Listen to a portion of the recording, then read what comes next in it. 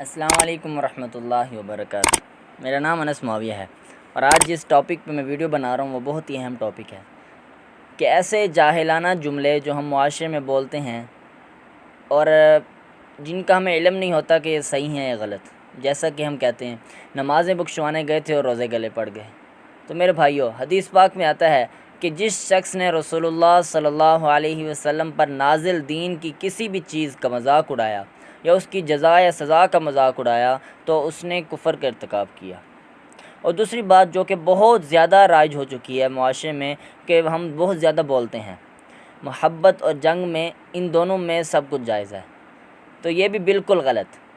مسلمان ہونے کی حیثیت سے ہمارے دین میں جنگ اور محبت دونوں کی الگ الگ حدیں متعین ہیں۔ اگر کوئی بھی مسلمان اس سے زیادہ کرے گا، یعنی اس سے حد تجاوز کرے گا، جنگ میں بھی کیوں نہ ہو، تو اس نے بھی اللہ تعالیٰ کی نافرمانی کا ارتکاب کیا، یہ جائز نہیں ہے۔ اور تیسرا جملہ کہ 900 چوہے کھا کے بلی اب حج کو چلی، مطلب کہ ساری زندگی تو گناہ کیے اور اب نیکی کرنے کا کیا فائدہ، تو یہ 100% غلط ہے۔ بحیثیت مسلمان اور بحیثیت انسان لاکھوں کروڑوں گناہ سرزد ہونے کے باوجود اگر کوئی حج کو جائے گا تو وہ دیکھے گا کہ اللہ تعالیٰ کی رحمت اس کے کتنے قریب ہے۔ ساری زندگی گناہ میں آلودہ رہنے کے بعد اگر اب سچے دل سے توبہ کر کے لوٹ آنے کا ارادہ کرتا ہے تو اللہ تعالیٰ کی مغفرت اس کے انتظار میں ہے۔ اور ایک اور جملہ جو کہ بہت زیادہ چلتا ہے کہ اب اللہ کو ہماری یاد آ گئی۔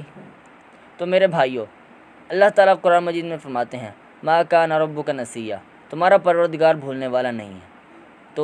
تو ہم ایک ایسے جملہ کہہ سکتے ہیں کہ اللہ کو ہماری یاد آ گئی، یعنی اللہ ہمیں پہلے بھول چکے تھے، اب ہمیں اللہ کو ہماری یاد آ گئی۔ اور ایک اور جملہ بولا جاتا ہے کہ فلاں منحوس ہے وغیرہ وغیرہ۔ تو میرے بھائیوں، دین میں منحوسیت والی کوئی بات نہیں ہے، دین نے کسی شخص کو منحوس نہیں کہا۔ اور قرآن مجید میں اللہ تعالیٰ فرماتے ہیں کہ اگر تمہیں بھلائی کی توفیق ملتی ہے تو یہ بھی اللہ تعالیٰ کی طرف سے ہے، اچھے اعمال کی وجہ سے ہے تمہارے، اور اگر تم کوئی برائی کرتے ہو یہ تمہارے نفس کی وجہ سے ہے۔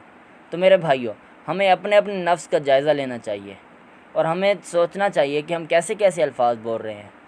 پہلے الفاظ کو تولنا چاہیے، پھر سوچنا چاہیے، پھر بولنا چاہیے، اور جب بھی بولے با مقصد بات بولیں، اور با مقصد کے علاوہ بے مقصد بولنے سے خاموش رہنا لاکھوں درجہ بہتر ہے۔